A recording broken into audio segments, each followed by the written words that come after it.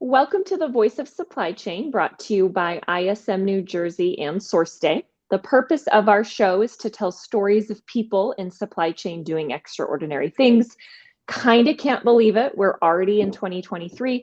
This is actually our first show in the new year. I am your host, Sarah Scudder. I oversee marketing for SourceDay. Our software prevents late part deliveries for manufacturers to prevent their production lines from shutting down. If you want more intel on what's happening in the supply chain manufacturing world, you can connect with me on LinkedIn and follow my two hashtags, Manufacturing Maven and Women in ERP. Today, our guest is Michael, and I've known Michael coming on 5 years, maybe? Yeah, sounds about right. And I think I actually met you in person for the very first time at the Spark Scout RFP conference right before the world shut down. Yes, that sounds right. Lucky we stuck that one in. I know. I hosted a bunch of supply chain ladies at my house, and they left on Thursday that week. And I want to say the following week, things shut down. So that was a very, very close encounter. I could have been housing people for a long time. And at that same time, they had a huge security conference in town. So. Yeah. A lot of people were no, that's why hotel rates were so crazy, and I had people on couches and people sharing beds because it was just super expensive. So I see we've got comments coming in. We've got Larry joining us from Canada. Hello, Larry. Happy New Year. Happy Wednesday. Kathy Perna, who works on the show with us. Hello, Kathy. So drop us a note in the chat. Tell us where in the world you are joining us from today. And then put a note about your favorite thing you did over your holiday break. So assuming you took a little bit of time off, what was that one thing that really stood out to you? So go ahead and drop that in the comments. So we've got John joining us from Tampa. Hello, John. I think you have much nicer weather than I had when I was in NorCal and was stuck in a storm and torrential downpour. So Michael, today Yes. we're gonna dive in and really hear your journey and your personal story about your life and how you've gotten to where you are. So I want to go back in time and start with childhood. So what was your favorite childhood memory?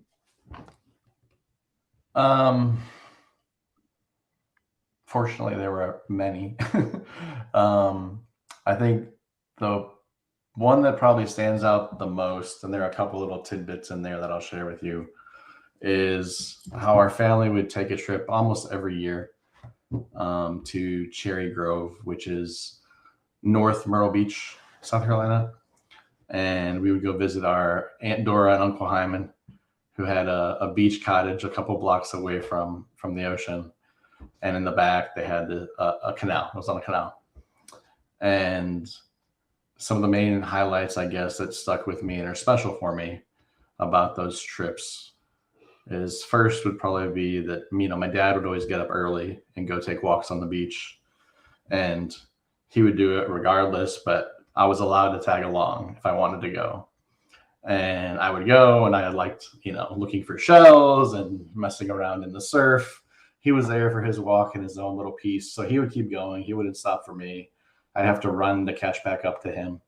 And not a lot was really said between us, but it was still, special, like one-on-one time that traditionally I didn't get from him otherwise. Another thing about it was I mentioned the canal. So in the back, there was a pretty good sized dock, and Uncle Hyman had 2 crab traps. One was a big square box contraption where if the crabs went in, they couldn't figure out how to get out. So that you basically bait it and drop it and just wait. The other one, however, when it was open, it was shaped like a star. So each of the sides was like a triangle, and you had to watch it. And then if you thought you had a crab, you had to yank it up and catch it inside. And I would sit on that dock and lean over the railing and do this for hours every day. And it just fascinated me, and it was fun. Were you good at it? I caught some crabs. I caught crabs. I mean, nothing, they were all throwback. but it was definitely entertaining for me. And then I guess the last thing would be almost every day, not every day, but almost every day, Aunt Dora, she would bake muffins. And like there was nothing better than coming back from one of those walks and she'd be pulling out a pan of blueberry muffins. And they weren't sweet, like the sweetness was basically based on or dependent upon the actual blueberries. But she'd like see you walk in, she'd pull it out piping hot, split it open, put a little butter in the middle and give it to you. And like that's just like one of those like simple pleasures. It was just good times. So is the blueberry muffin continued on to your family today? I don't bake. I like to cook, but no, it has not. It stayed in Cherry Grove. What in your childhood shaped you to be the person that you are today? There's definitely a lot of people and certainly experiences that all kind of combined helped shape me. One that was probably more impactful, I would have to say, was probably in 6th and 7th grade. I dealt with a lot of anti-Semitism. So I grew up in a small farming community, population, 2,200. So are we talking no stop sign, no stoplight small? 0 stoplights. Absolutely. No movie theater, no mall, no fast food joints. A gas station and a corner store. There you go. Little mom and pop shops. Nearby communities were also small, but within a half an hour, you could get everything you needed, basically. And I dealt with some like pretty brutal bullying and hatred, and it was of all times, right? When you're going through puberty, which is probably difficult enough for children at that age. But I think that in the end, like it helped probably pull out like the inner strength and resilience, and it made me much more introspective and aware of a lot of things. So maybe made me grow up a little bit faster, but it also kind of fueled a drive for all these goals and aspirations that I had and things I wanted to accomplish, because I wanted to get out of there as part of that. But it was all like based on where I wanted to go to college and what I wanted to do after college. And so that all started really from just being a kind of like a carefree kid who didn't think about much, as a result of that experience. I have to say, sometimes the mean people in life motivate us and teach us things that we never thought we'd learn. Yeah, absolutely. So you have a family now. Yes. What is one tradition that you learned from your parents that you've continued on to your family today? I'm going to bend the rules a little on this one because it's not really a tradition. I don't know if we have rules on this show, but okay, we'll go with this. Perfect. So I'm definitely middle of the lane, well within the rules. Not really a tradition, but I guess I'd say just a core value that was instilled in us. And I certainly hope I'm definitely trying and working hard to demonstrate and instill in my children, is just to always do things the right way. Like in how you approach life and everything that you do, if it's school or sports or work or interacting with people, it's not cutting corners, it's not cheating, and it's not doing things half-assed. Like there's a right way to do things, and that's like how you should lead your life. It's not always the easy way. It's usually not the easiest way, but yeah. We'll have to talk to the little ones and see what they think about this. That'd be very interesting. Most influential person in your childhood and why? My parents. I'll have to give it both of them. They always, I guess, kind of adding on to what I just said. They've always led by example. They definitely walked the walk and they lived, whatever they would preach.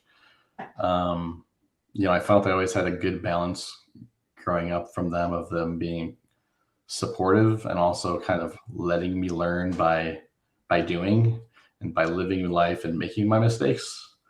But at any time, if I ever needed something from them, whether it's advice, feedback, sounding board, or just listening to me vent, They've always been there for me, and they still are. And do they still live in the small town? They actually moved to Bloomington, which is the half an hour away, where they actually have greater population, a couple universities. State Farm's headquartered there. That's what most people may potentially know about Bloomington, Illinois. So, what's one thing that you learned as a kid, or sorry, what's one thing that you learned as an adult that you wish you knew as a kid? Power of compounding. Compounding interest. I always had a job. Oh, we're gonna go finance here. I like this. Ever since I was little, I always had a job and like mini entrepreneurial ventures to earn money, whether it was mowing lawns or I had a handful of girls in class making friendship bracelets that I'd sell. I'd go to Sam's and, you know, buy the big bulk candy and I'd sell them by the piece out of my locker. But on the weekends, I loved to go on little shopping sprees because I was kind of flush with money, especially for a kid that age.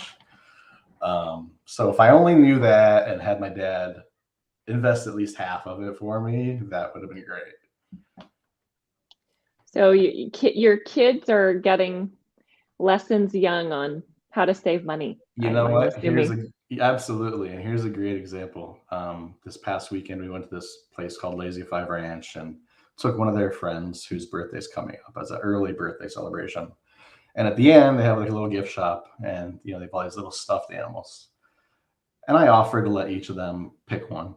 They're probably between $8 and $15. And I could tell that Michael, my son, didn't really love any of them. Like he would have taken one just to take one. And I said, well, you can get that, which was probably $15. Or I'll put $10 towards your savings account. He's like, oh, savings account. So I was pretty proud of his choice. We'll have to get him on a LinkedIn Live show here. He'd be thrilled. We've got a bunch of new people joining us. Looks like we've got a lot of people from Florida and Texas today. So Mike O'Brien from Houston. Shout out, Mike, to my fellow Texan. We've got Michael Walsh joining us from Atlanta. Rodrigo joining us from Miami, Florida. Martin from Denver, Colorado. Ola from Richard, Texas. I have not been to Richardson, Texas yet since I've moved to Austin, so I'll have to see how far that away is from me. Joshua from Chandler, Arizona. Greg from Florence, South Carolina. And a couple others that are saying hello that just say LinkedIn user. So welcome to the show today. If you have questions for Michael, please drop them in the comments and I will make sure that we try to address those as we continue our conversation today. So Michael, you were a smart kid. You decided, because you had some people being not so nice to you, that you wanted to get it together and go to college. Yeah. Why did you choose to major in finance? That was actually plan C, believe it or not. So growing up, my parents had season football tickets to the University of Illinois, which was a couple hours away. So, you know, I had the luxury of going to home games my whole life. So I was a diehard Illini. And my dad went there and several other family members, and my sister, who is 2 years older than me, she also went there. So to me, it was just kind of a natural, you go to college and I'm going to go to Illinois. And what kind of cemented it for me was, at the time at least, they had the #1 accounting program in the nation. And whether that means anything or not to a kid coming out of high school from little Minonk, Illinois, you know, that firefighter, that, you know, that made me feel good about myself. And I knew I wanted to be in business. So I went there and quickly found that accounting was not very exciting for me. I could have told you that by age 2. Yeah. So it was, you know, I mean, my dad was an accountant and then he went to law school and then he focused on law, but did taxes. I thought more that could be a good base and then go to law school and then try to do the whole Jerry Maguire thing. But yeah, I figured out that wasn't going to be for me. And I ultimately decided to actually transfer schools, transfer to the University of Miami because they had a sports management program within the School of Business. So I still get to be majoring in business or within a business school, but focused on sports management. And while there, the school decided to move it to liberal arts, and I didn't want to shift colleges.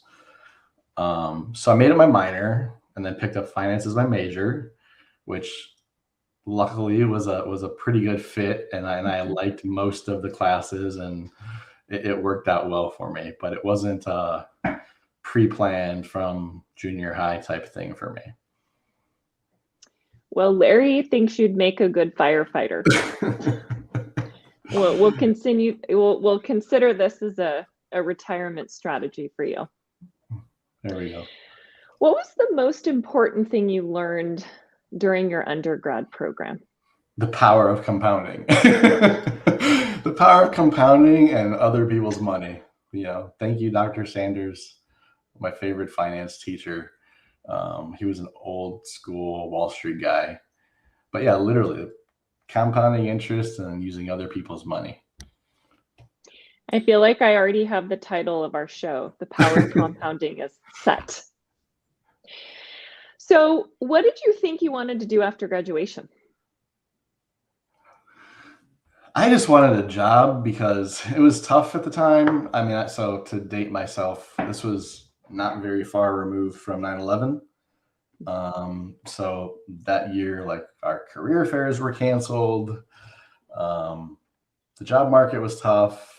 I'd envisioned going to like New York City and doing some sort of investment banking track. And of course, given the circumstances, like, people were not hiring. So it was tough to try to find something that I thought I would want or like. So I didn't want to have to come back to live with mom and dad. So I was just trying to find something decent as a starting point that would give me some kind of foundation, leveraging hopefully, my knowledge and interest in what I went to school for. Okay. So what did you do when you graduated? What job were you able to get? So I know in one of the posts you'd put sort of little fun facts about me was about working with the football team. Yeah. And, so I was asking everybody I knew, professors, coaches, hey, if you hear of anything or anybody, happy to give a resume. And one day our offensive line coach, Art Kehoe, comes to me. He's like, hey, I know a guy, knows a place, they do stuff. I'm like, okay. He's like, yeah, I think they're looking to hire somebody. I'm like, great. Can we give me the contact info or set up a meeting? I knew nothing about what I was going to get into, but he helped set up a meeting in the offensive meeting room for me to meet this person who happened to be a consultant for the company.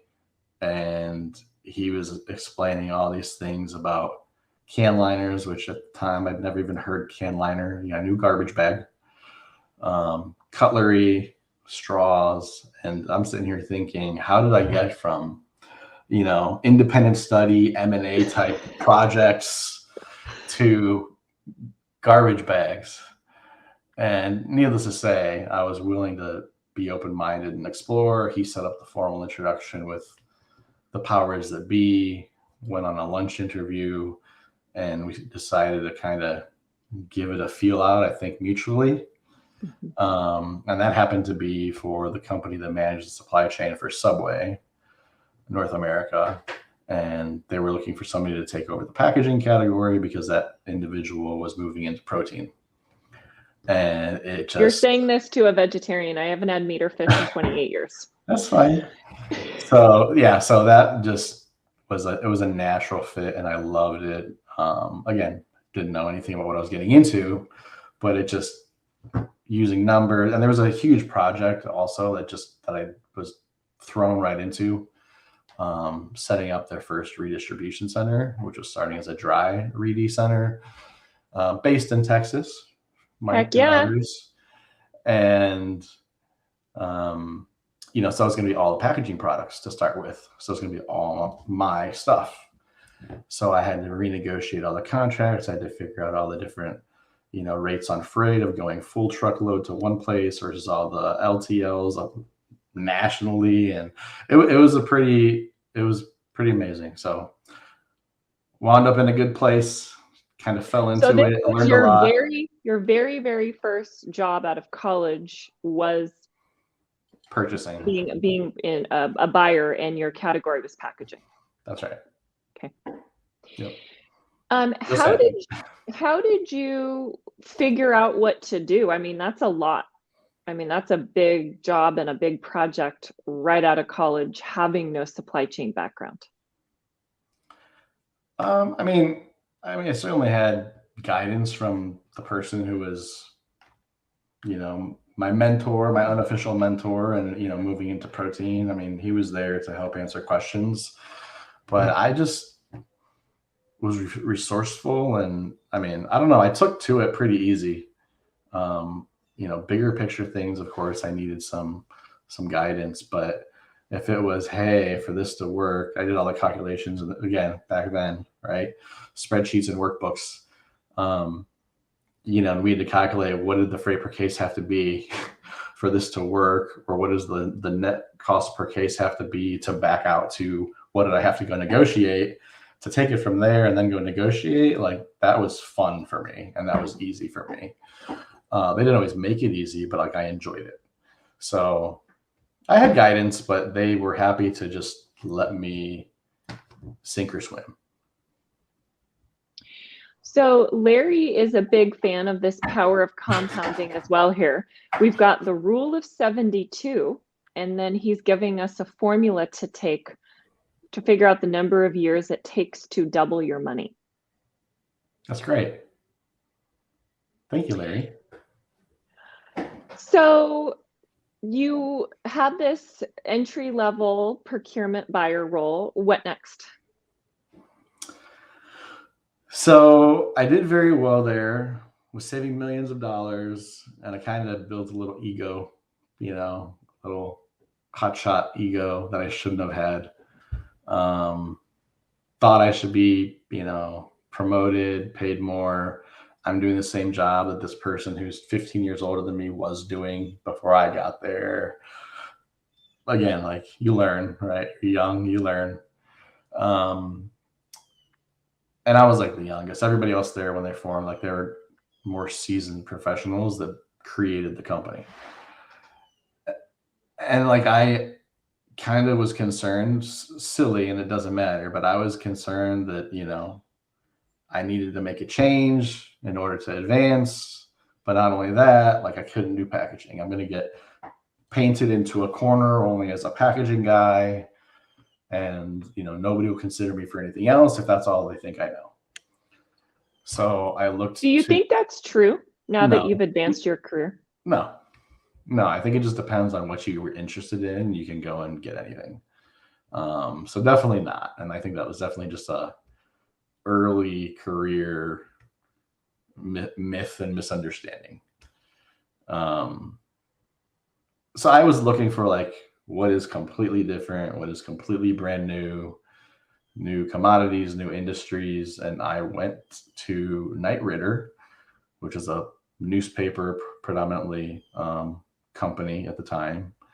They also had some online assets and careerbuilder.com and some other things. So kind of on the media side a little bit.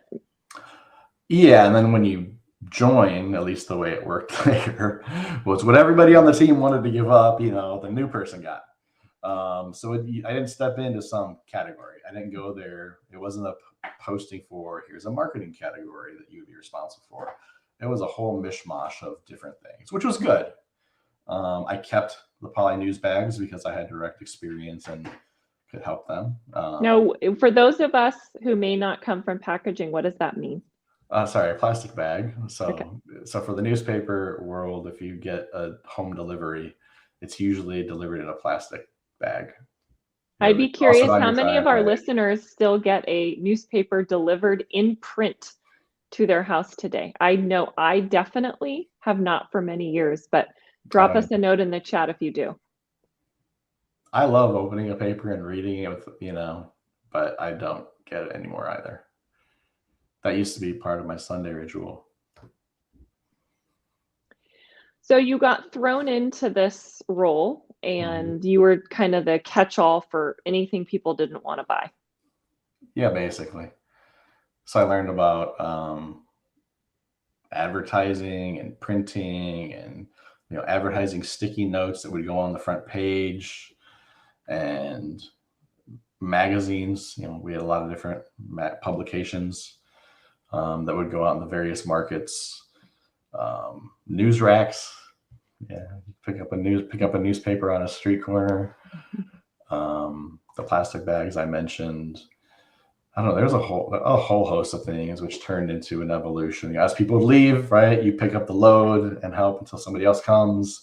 So I did ink for a while, production consumables, so like the printing plates that actually go on the presses. A lot of different things. It was definitely a different industry, definitely different commodities, and a lot of different learnings. It was very, very different in how to succeed in that role versus my first role. My first role, I had tremendous power. I mean, all these suppliers would fight tooth and nail and kill to have the business because of the volume that the subway system could offer. So I had all this volume and brand and power for negotiating that you could pretty much be a hammer and do very well. Here you didn't have mandates. You really had to influence and persuade and build relationships with the stakeholders and business owners. Otherwise they would do whatever they wanted and you couldn't change it. So you could have this wonderful program crafted, negotiated, but for anyone to adopt it and actually make it happen and get the benefits to the vendors that you've been selling you were going to deliver, you had to build those relationships, which was a totally different thing because I just had to deal with the suppliers in the first role. And then there was a whole supply chain system that it would just, everything else would happen and get to the store level. So this looks like somebody who worked with you. Yeah, I would love to know who, but someone from whoever posted that comment, you're just coming through as a LinkedIn user. Drop us a note with reveal thyself. Should you want to? No pressure. So you wound up at Visa. Talk to me a little bit about why you chose to go work there and then what your career path looked like, because that's a massive company. Yeah, well, clearly I'm a glutton for punishment. I joined immediately following the IPO. Craig, how are you? Hey, Craig. Howdy, howdy. So a month following the IPO, I joined. So a lot of good things, but also painful things was being able to be part of and learn from the whole globalization effort. So it was an association, essentially several different companies, regionally, geographically. And now they had to become one. So I was able to find ways to gain exposure to new areas and new things that I hadn't experienced before. There were a lot of internal changes constantly, a lot of projects that people didn't want. So you could volunteer and take them. People were happy to give you their work. So that was all great. The global sourcing team at the time, it's probably, I don't know how it is now, but at the time, probably 60 people or so. And our leadership would, we'd have changes in our, CPO basically every 2 years. So that was difficult because, for somebody with big aspirations and trying to move up and do big things, it's like starting over almost. The reason I was able to kind of stick around for so long really was my manager, James Kettle. Without him, I would have left much sooner. He definitely understood me, knew how to, support me, try to motivate me, and, take care of me to the best of how he was allowed. We were actually colleagues at Knight Ridder, and he left to start the function at Visa Latin America when it was an association, and he recruited me over. So he was a big part of why I was able to stick around for so long. So you started your career in direct, which is my world now. And then at Visa, you're 100% indirect. So what are your thoughts on that change? Because that's a big difference. Yeah, and I've actually been indirect ever since. I think I enjoyed both for different reasons. With the packaging side, I really liked digging into the nitty gritty and getting into the formulas of all the costs of the products, and having, tracking the raw materials and having the different indices and having escalator, de-escalator formulas and different ways to mitigate price change, going to the production facilities and understanding the actual process of how things are made and trying to see where can there be efficiencies or where are they taking advantage, or it's just being able to get into that detail is different than buying a software license. So I enjoyed that, kind of trying to become an expert, so to speak, in packaging at the time. And on the indirect side, I also, again, totally different. But it's what I've been doing for so long that it's just second nature. We've got Michael, another indirect fan. Woohoo! What indirect in the house? My career was reverse. I started on the indirect side and now I'm on the direct side. It's very, very, very different. And it's a whole new strategy when it's a category that is established and has, buy-in from the CEO and executive team versus something that is more open and more stakeholder driven. Completely. It's a whole different animal to manage. So you left Visa. I think you were there around 7 years. Yes. And then you decided to actually take a sabbatical. So why? And what was your biggest takeaway from this time? So, things at Visa, quite candidly for me, they've been getting a little rough. I think I was probably nearing burnout. I'm not going to say how many hours a week I was working, but I was working a lot, including Saturdays. And I had, a wife and young children at home. And, with my daughter, I took I don't even know, probably 2 weeks off after she was born. And when I had my son 2 years later, I didn't want to repeat the same, to me, mistakes, because you don't get the time back. And ultimately, I just felt like I was neglecting the things that I should have been prioritizing.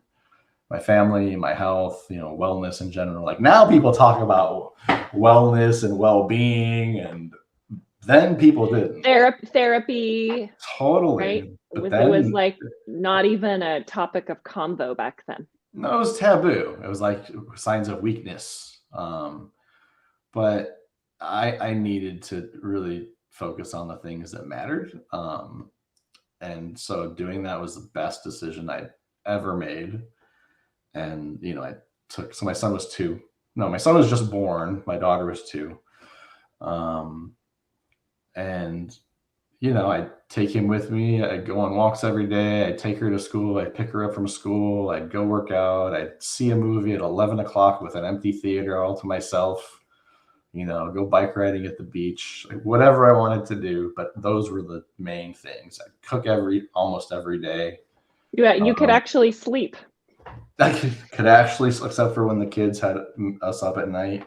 But yeah, doing all the things that just I couldn't, or I didn't get done before. So for me, that was really necessary. I wanted to be the best spouse and dad that I could be, and I was not before that.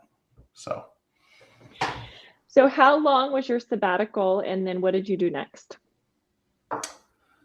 I want to say it was maybe 7 or 8 months. So here's the thing. So after, a nice month and a half of like decompressing, people like me, at least, like you realize, God, you miss work. You become obsessive. Yeah, I mean, it's hard to just like shift gears from what was before the family. Work was my life. I've always loved my work and my career, and like everything was given to it. So making that transition was difficult, although necessary and totally worthwhile. But I did miss it, and I did know that, sooner than later, rather than later, I'm gonna probably want to start doing something. So I try to really be thoughtful about, what do I want this next step to be? What do I want it to look like? What am I trying to get out of it? If I had a little dream board of what this perfect situation would look like, and then how could I make it happen? So I tried to actually be thoughtful and strategic in taking those steps, knowing, at least at the time, it could take 6 months or who knows how long to find the right thing. So I started kind of perusing earlier than I guess I probably would have expected to, just for that reason. And I found LendingTree very quickly, and I found it from an email forwarded by my sister. She saw it online. She forwarded it to me. Like, it was really that random. I applied online. I got contacted the next day, and everything without happened. knowing anyone there. That's pretty, at least nowadays, that's pretty rare.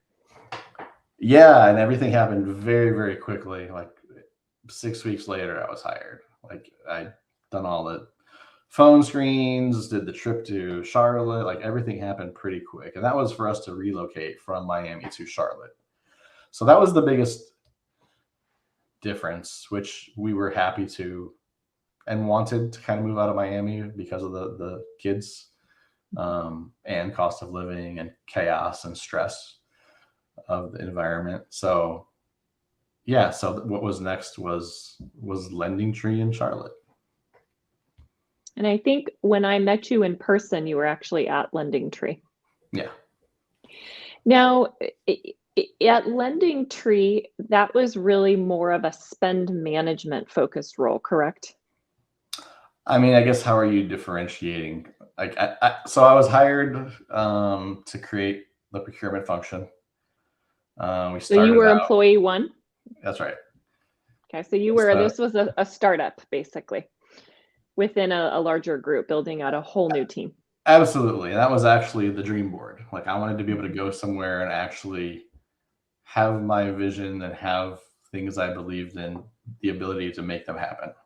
Or if I couldn't, it was on me or whatever the circumstance, but not just have ideas, but because of, again, Visa, Craig, you understand lots and lots of different reasons and complications and politics and stuff. Great ideas go and die. So yeah, that's what I was looking for, and my sister found it for me, which is funny. It actually started as Procurement, the formal name, and I rebranded it to Spend Management, not because there was a difference in the actual function itself, but I just felt, and I did some little research and polled a lot of people, and at least there with the employee base, most had never been in a company that had any type of sourcing or procurement functions. So it was a little bit more intuitive, a little easier understood for them in terms of kind of like, what are you here for? What do you do? And also, and I'm not knocking terminology, because it just is what it is, depends what industry you're in and, where you come from. But some people think procurement may have certain connotation. Is it a more tactical role versus a strategic sourcing, which at LendingTree, it's all the same thing, right? Because it was a brand new team. A team of one for the first year.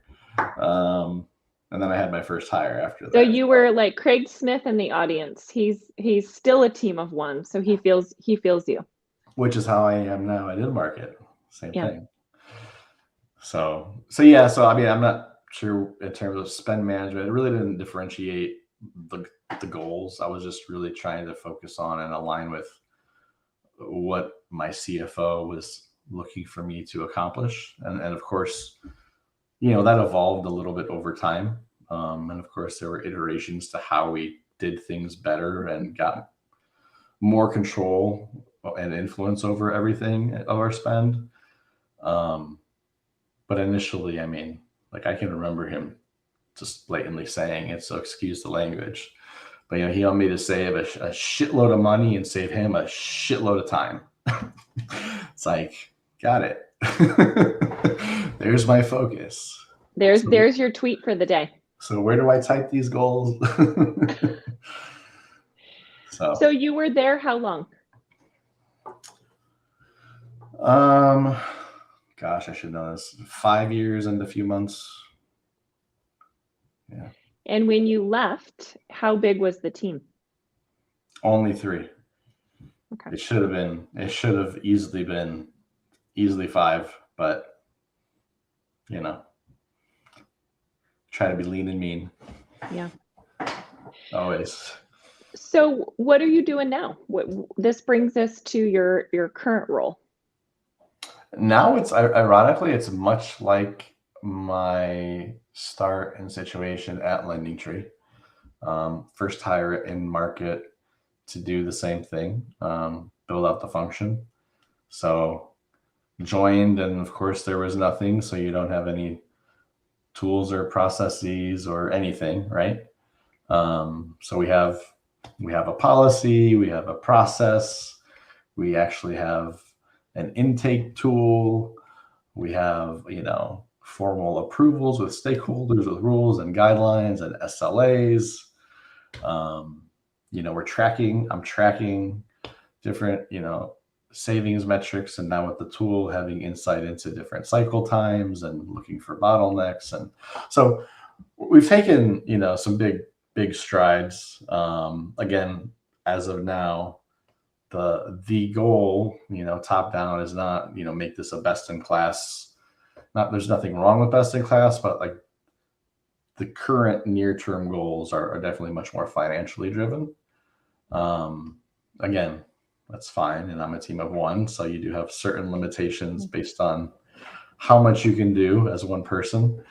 But I do think I'll probably add a team member by summer, and we're already starting to implement our second tool, which is exciting. So that's just going to help a lot more. But at the same time, having that, somebody has to own it and manage it to get the value out of it, right? So that's a lot of work. So that'll be a certain amount of dedicated time to not just contract it and like get the value, as you know. So that's really what we're focusing on now. But it's ironically very, very similar. I enjoyed it. I enjoy driving change. I enjoy being able to see improvements and knowing how you're able to contribute as an individual to the company. In a lot of ways, short of like my savings, which whether they weren't real savings, if budgets got spent, you negotiated savings versus what was proposed, but that doesn't mean the money was spent elsewhere. Like it didn't, at least in those companies, drive EBITDA. Like here it is, and that's exciting for me because I can actually have an impact. So what does success look like for you in this new role? Probably depends on who you ask. So for finance leadership, it's definitely savings. It's savings. I think with our co-CEOs,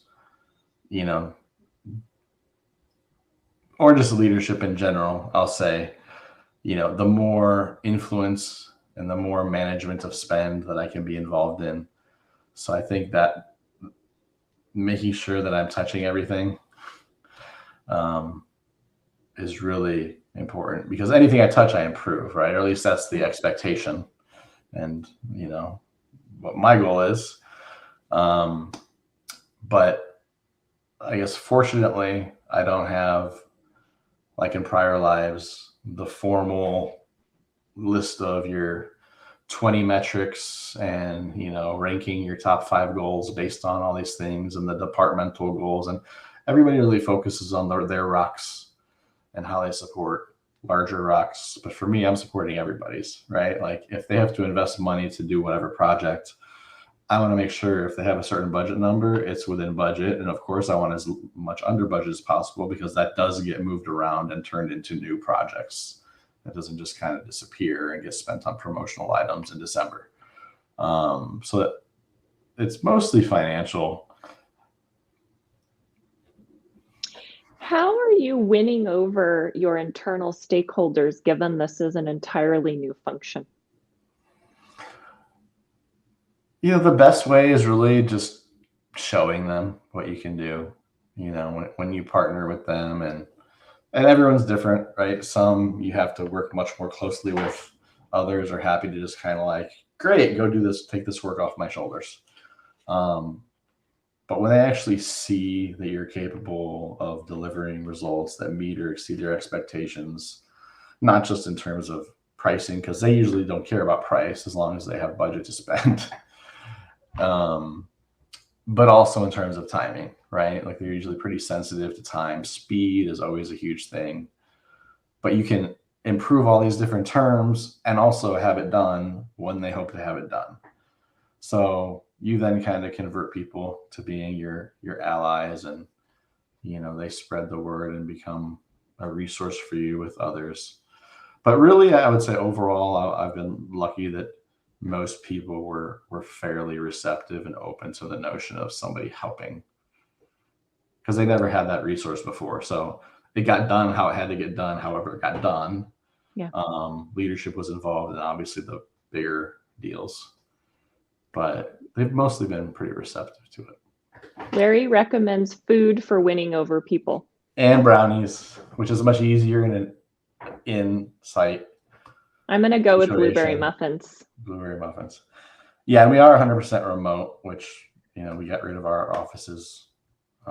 So, you know, we have retreats, which are nice, to get to meet people and try to build those relationships off of just Zoom, the computer screen. But yeah, that's probably been the best way.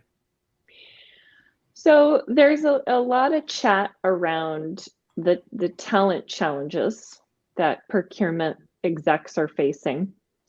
What's going to be your strategy as you build out your new team? You said you'll potentially have a hire this summer, for finding the right people and then actually recruiting them and getting them to agree to leave their current role potentially and come join your, I would call your team, your little group, a startup. Yeah. I mean, for me, it's the first thing to be leveraging my network. It'd be leveraging, Procurement Foundry and Larry and everybody that I've known and met from there, for sure, because they have colleagues or know people who may be interested in making a change.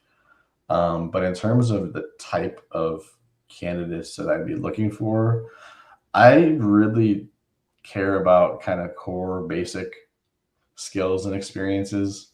And a lot of it that I care about really has to do with characteristics and aptitude. So it's not so much that they have X number of years of procurement experience. If they have transferable, relatable types of, analytical skills, you can, you negotiate in sales, right? My best, first hire at LendingTree, he had no procurement experience. He did derivatives trading and other things, was very smart, analytical. He enjoyed negotiating, and he picked up on the kind of sarcasm and wit in the job description and responded in kind with his submission, which was great, because you also look for kind of that fit, right, of personalities. So yeah, the personality fit and the skills and aptitude are the biggest things versus like the exact experience of what they may be doing in InMarket. Yeah, I find you say that, but then I will see a lot of job postings that are the complete opposite. I'm not surprised. Remind me, I'll send you my I have a draft already of the posting, so I'll share it with you and see if you think it's funny or you have any feedback to help make it better. I would be happy to give you some feedback on making it fun and interesting. I think a lot of job postings are a total snooze fest. Oh, and not only that, but you look at it and you're like, okay, even if I do check all these boxes, and this is the target that you want to pay a person that has, this list of here's the 50 things that we expect you to do. It's like, wow, that's a lot. Like, are you going to set somebody up for failure? Like, are they really expected to do all those things? Is it doable? Did 3 people do that before you shrunk it to 1 that you're posting for? I know. I mean, these sections are like, crazy bullet points, and they want you to have 10 degrees and 20 years job experience and with this really niche skill set. And I think it's kind of outrageous. And I think it scares people from even applying to something that, surprisingly, if you actually get to talk to somebody and learn more about it, could end up being something worthwhile. So what advice would you have for our listeners today for people that want to run a procurement team at some point? So you've kind of reached that, top level where you're actually the boss and setting the strategy and building out a team. What should people do to get to that level in their career? I mean, I'm not going to sugarcoat it. It takes a lot of hard work. It takes good relationships and takes a little bit of luck at the same time. These jobs aren't just available all over the place all the time.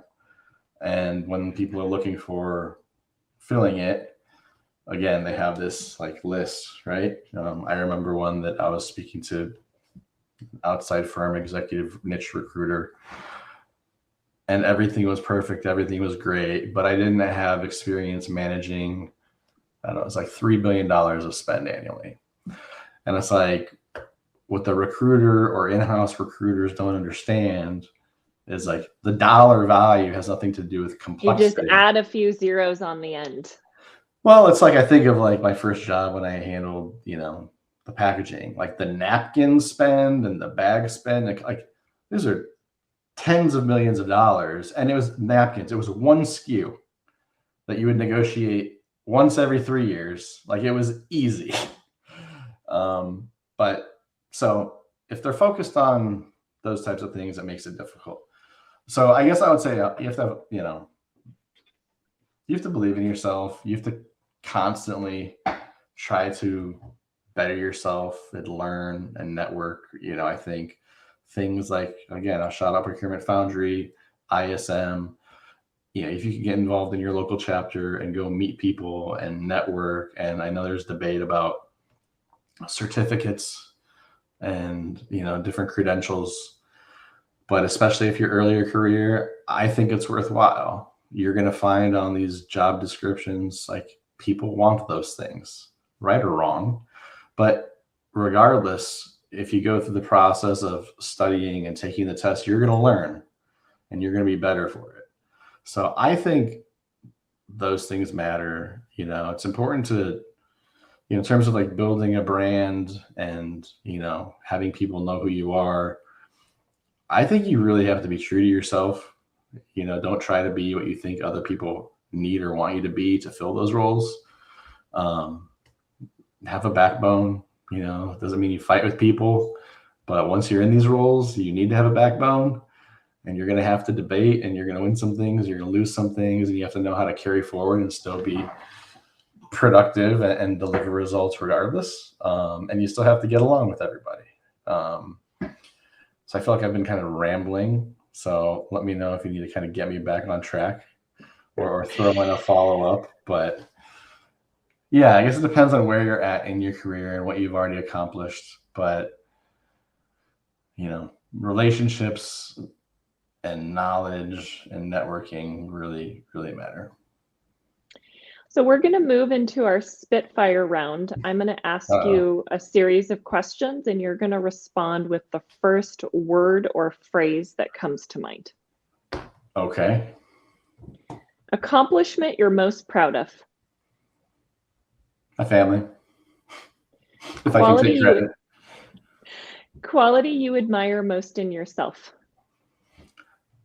I'm real. What's your dream? I'm living it. Biggest pet peeve? Cheaters, liars, and quitters. Favorite thing to do in your downtime? If it's a vacation, it's a beach destination. If it's every day, everything, it's hanging with the family. Bucket list item you're going to accomplish this year?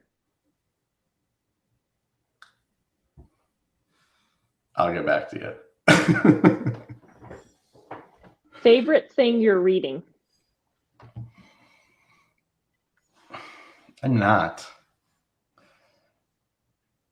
I haven't for a while. I've been audiobooking and short abridged versions of things, but it's been a couple months. What are you binging on TV? I just watched the Deion Sanders Prime mini docuseries of him being at Jackson State. All right, join me next month on February 15th at 2 p.m. Eastern for our next Voice of Supply Chain interview. I encourage you to reach out. Oh, we have a question that came in, and Michael, we have a couple minutes left, so I'm actually going to go ahead and bring it up real quick. Yeah. Do you believe in consistently having a pending hire take a personality test? It's a very specific question. I would never require for my process that a personality test is part of the process. If a company does it, they can do it, but I don't think that should be a requirement. All right. I encourage you to reach out to Michael on LinkedIn. He's an awesome resource and doing some really cool things in our industry. Enjoy your afternoon, and we'll see you next month. Thank you, Sarah.